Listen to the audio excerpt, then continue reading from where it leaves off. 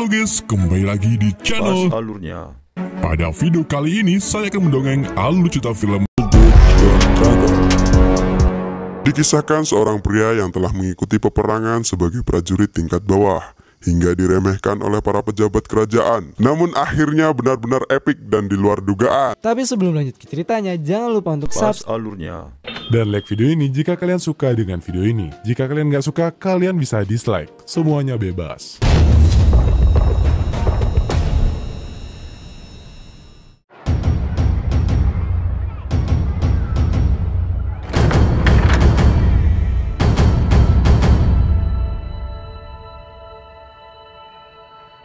Di awal film kita dilihatkan dengan peperangan yang sangat mengerikan di sebuah perbatasan antara dua kerajaan, antara kerajaan Yin dan kerajaan Yao.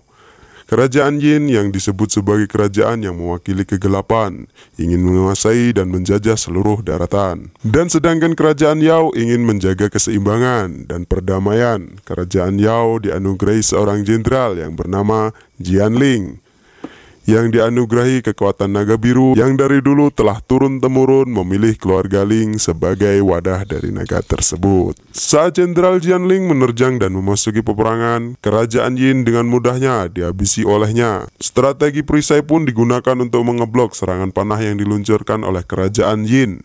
Namun situasi sangatlah buruk saat ketika pasukan elit kerajaan Yin mulai ikut parti dalam peperangan.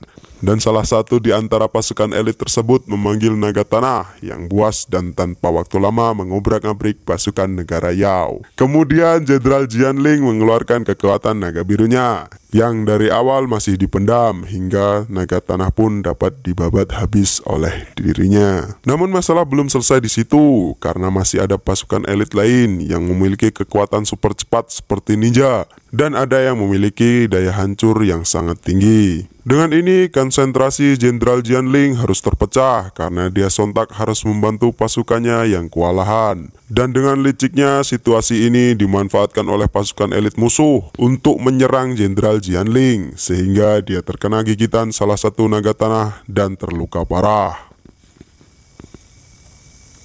Kondisi sangatlah buruk. Jenderal Jianling dengan keadaan sekaratnya ditemui oleh pasukan tingkat bawah yang bernama Liu. Liu berusaha menolongnya. Dengan itulah Jianling tanpa pikir panjang langsung mentransfer inti kekuatan dari naga biru terhadap dirinya dan menyuruh dirinya untuk pergi ke ibu kota menemui adiknya yang bernama Jenderal Xuanling. Dengan perasaan bingung dan bimbang, Liu tanpa pikir panjang langsung berkuda dan menjauhi peperangan, bergegas ke ibu kota untuk menemui Jenderal Xuanling, adik dari Jianling. Di tempat lain, di ibu kota ada seorang wanita bertubuh mungil yang sedang berlatih dengan anak buahnya. Wanita itu menyimpan kekuatan yang luar biasa. Ya, wanita itu adalah Jenderal Xuanling, adik dari Jenderal Jianling yang telah gugur di medan perang. Singkatnya, Liu telah tiba di ibu kota dan sedang menyantap makanan dan melepas lelah. Tak lama kemudian, dia menyadari kedatangan Jenderal Xuanling yang sedang belusukan di kota tersebut. Dengan tanpa basa-basi, Liu langsung menghampirinya dan menunjukkan bahwa dirinya telah diberi amanah oleh Jianling untuk menemui dirinya. Dengan begitu, Jenderal Xuanling langsung mengajak Liu ke kediamannya. Di situ, Xuanling langsung melepas kekuatan naga biru yang ada dalam diri Liu, yang ternyata berwujud seekor naga kecil berwarna biru. Xuanling langsung hormat karena dari dulu keluarga Ling sudah dipilih oleh naga biru. Liu hanya bisa bingung melihat hal tersebut. Namun dengan sendirinya naga biru tersebut masuk kembali ke dalam diri Liu. Kemudian Xuanling mengajak Liu pergi ke ruang bawah tanah. Di situ Liu menjelaskan bahwa naga biru berubah wujud menjadi kecil karena dalam keadaan terluka pada saat berperang bersama kakaknya dan masih dalam proses pemulihan. Xuanling lalu menunjukkan bahwa di ruangan tersebut terdapat batu sakti yang dipercaya dapat memanggil naga biru. Namun tak disangka-sangka bahwa naga biru enggan keluar dari dalam tubuh Liu. Xuanling pun heran karena dari dulu naga biru hanya mau dan percaya terhadap keluarga Ling untuk ditempati dan menggunakan kekuatannya. Kemudian Xuanling pun menyuruh Liu untuk beristirahat di dalam kamar. Liu pun mencoba mengeluarkan naga biru dari dalam tubuhnya. Tak disangka pun berhasil. Kemudian mereka mencoba untuk berinteraksi satu sama lain, yang pada aslinya Liu tidak paham akan gerak-gerik dan percakapan dari sang naga biru. Pada keesokan harinya, para petinggi kerajaan Yao sedang mengadakan rapat di depan sang kaisar, membahas tentang gugurnya Jenderal Jianling dan naga biru yang telah hilang dalam peperangan di perbatasan. Dan salah satu dari menteri mengusulkan untuk menghindari konflik atau berdamai. Namun usulan itu pun ditolak oleh beberapa menteri lainnya. Di tengah-tengah perdebatan yang berlangsung, datanglah Jenderal Xuanling. Dia mengatakan bahwa kakaknya mungkin telah meninggal, namun naga birung tidak hilang dan telah memilih inang yang baru. Para menteri pun bertanya, siapakah yang telah dipilih oleh naga biru untuk menjadi inangnya? Xuanling menjawab, dia adalah bawahan kakakku, dia adalah prajurit perbatasan. Sontak pun para menteri mengejek. Menteri pun beranggapan bahwa naga biru hanya dapat dikontrol oleh keluarga Ling dan tidak mungkin dikuasai oleh prajurit kecil seperti Liu. Para menteri khawatir Liu akan mengacaukan semuanya. Namun Xuanling meyakinkan sang kaisar untuk tetap berperang melawan kerajaan Yao. Sang kaisar pun setuju dan menyuruh Xuanling berangkat ke perbatasan sekarang itu juga. Dengan tanpa basa-basi, Xuanling pun menemui Liu dan mengajak berangkat ke perbatasan pada saat itu juga.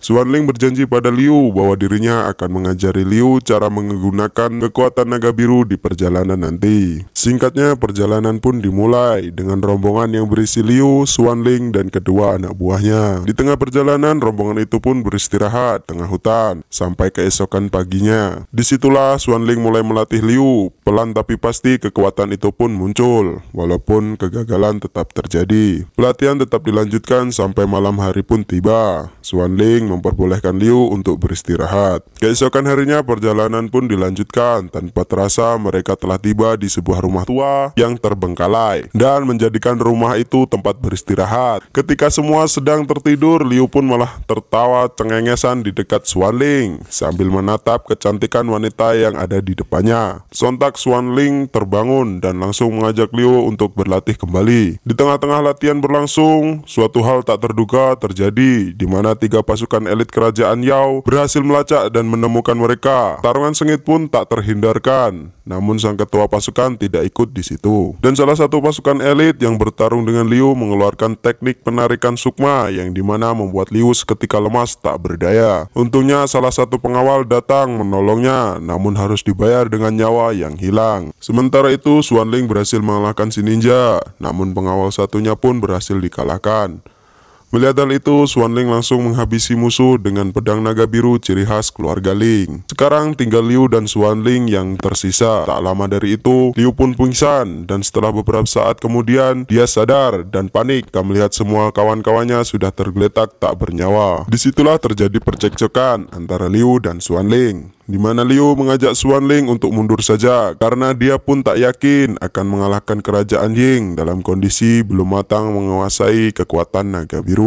Namun Xuanling pun marah karena dia beranggapan Liu telah menyia-nyiakan kesempatan yang diberikan kakaknya dan sekaligus tak menghargai pengorbanan teman-temannya yang telah berkorban nyawa untuk melindungi dirinya. Tak lama dari itu Xuanling tiba-tiba pingsan. Ternyata Xuanling terkena sayatan yang cukup dalam pada saat pertempuran tadi. Liu pun merawatnya hingga keesokan paginya pun tiba. Hari pun berlalu hingga malam pun tiba. Terlihat Xuanling dan Liu sudah membaik. Mereka pun berbicara dari hati ke hati. Di situ Xuanling sudah berhenti memaksa Liu untuk bertarung dan menguasai kekuatan naga biru. Mendengar itu Liu senang, akhirnya Xuanling mengerti. Namun Liu juga merasa sedih saat mengingat perjalanan mereka dan perjuangan mereka yang telah mereka lalui. Hingga singkat waktu pagi pun tiba. Liu pun tersadar bahwa Xuanling sudah tidak ada ketika ia bangun. Liu pun paham kemana perginya Xuanling yang sudah pasti adik sang jenderal pasti pergi ke perbatasan di mana telah dikuasai oleh pasukan elit kerajaan Yin. Dan benar saja Xuanling sudah sampai di perbatasan, langsung disambut oleh musuh-musuhnya. Namun dengan mudahnya Xuanling mengalahkan mereka semua, yang pada akhirnya ketua pasukan elit pun datang dan membuat pertarungan semakin sengit. Sang ketua mengeluarkan jurus bayangan, namun hebatnya itu belum cukup untuk membuat Xuanling bertekuk lutut di hadapan sang raja pasukan elit tersebut. Dengan terpaksa, sang ketua pun mengeluarkan jurus pamungkasnya dan merubah menjadi raksasa dengan daya hancur yang lebih kuat. Hingga akhirnya Xuanling terpojok dan Liu pun datang untuk membantu. Tapi dengan mudahnya mereka berdua dipentalkan. Xuan Ling yang lebih terlatih dari Liu segera bangkit dan menerjang kembali. Namun tanpa disadari, sang ketua mengelabui Xuan Ling dan merubah wujudnya menjadi kecil dan muncul di belakang Xuan Ling dan menusukkan pedangnya hingga tak tertolong lagi. Liu hanya bisa diam dan kaget melihat itu semua. Lalu dengan kejamnya sang ketua memanggil naga tanah dan melemparkan mayat Xuan Ling untuk dijadikan makanan oleh naga tanah tersebut. Disitulah kesabaran Liu mulai habis dan tanpa disadari ia mengamuk dan menggunakan kekuatan naga biru secara penuh hingga ia terbang ke langit dan membentuk rasi berbentuk bintang naga. Kemudian kembali lagi ke bumi dengan wujud full power naga biru dengan kekuatan yang sangat dahsyat, bahkan melebihi kekuatan Jenderal Jianling sebelumnya. Dengan ini naga tanah pun dapat dihabisi dengan mudah. Pertarungan dengan ketua elit pun sudah nampak berbanding jauh dan terlihat Liu sangat mendominasi. Merasa terpojok, sang ketua pun memanggil naga tanah dengan kekuatan penuh dan bergabung menjadi sosok monster yang sangat mengerikan. Dan pertarungan menegangkan pun tak terhindar lagi, yang pada akhirnya karena Liu sudah terlalu kuat dan dapat mengalahkannya walau musuh dengan susah payah. Dengan ini sudah dipastikan perang kerajaan dimenangkan oleh kerajaan Yao, dan pastinya tetap berjaya dan kedamaian tetap abadi selamanya. Liu pun menggendong Xuan Ling untuk dibawa kembali ke kota, dan film pun berakhir. Terima kasih telah menonton video ini. Jika kalian ada request film, silahkan tulis di kolom komentar di bawah. Dan jangan lupa untuk menekan tombol like, share, dan subscribe. Dan jangan lupa nyalakan lonceng notifikasi agar kalian gak ketinggalan video pergejotan selanjutnya.